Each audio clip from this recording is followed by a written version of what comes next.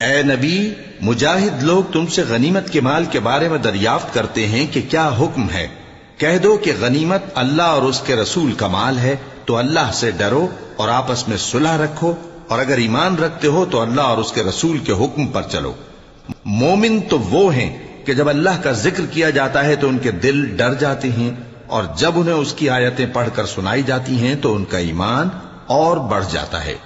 اور وہ اپنے پروردگار پر بھروسہ رکھتے ہیں،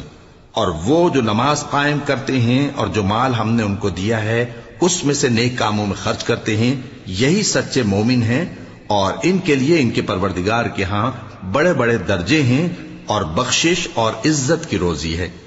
ان لوگوں کو اپنے گھروں سے اسی طرح نکلنا چاہیے تھا جس طرح تمہارے پروردگار نے تم کو تدبیر کے ساتھ اپنے گھر سے نکالا، اور اس وقت مومنوں کی ایک جماعت ناخوش تھی، وہ لوگ حق بات میں اس کے ظاہر ہونے کے بعد تم سے جھگڑنے لگے، گویا موت کی طرف ہانکے جاتے ہیں اور اسے دیکھ رہے ہیں۔ اور اس وقت کو یاد کرو جب اللہ تم سے وعدہ کرتا تھا کہ ابو سفیان اور ابو جہل کے 2 گروہوں میں سے ایک گروہ تمہارے لیے مغلوب ہو جائے گا، اور تم چاہتے تھے کہ جو قافلہ بے شان و شوکت یعنی بے ہتھیار ہے وہ تمہارے ہاتھ آ جائے، اور اللہ چاہتا تھا کہ اپنے فرمان سے حق کو قائم رکھے اور کافروں کی جڑ کاٹ دے، تاکہ سچ کو سچ اور جھوٹ کو جھوٹ کر دے، گو مشرک ناخوش ہی ہوں۔ جب تم لوگ اپنے پروردگار سے فریاد کرتے تھے تو اس نے تمہاری دعا قبول کر لی،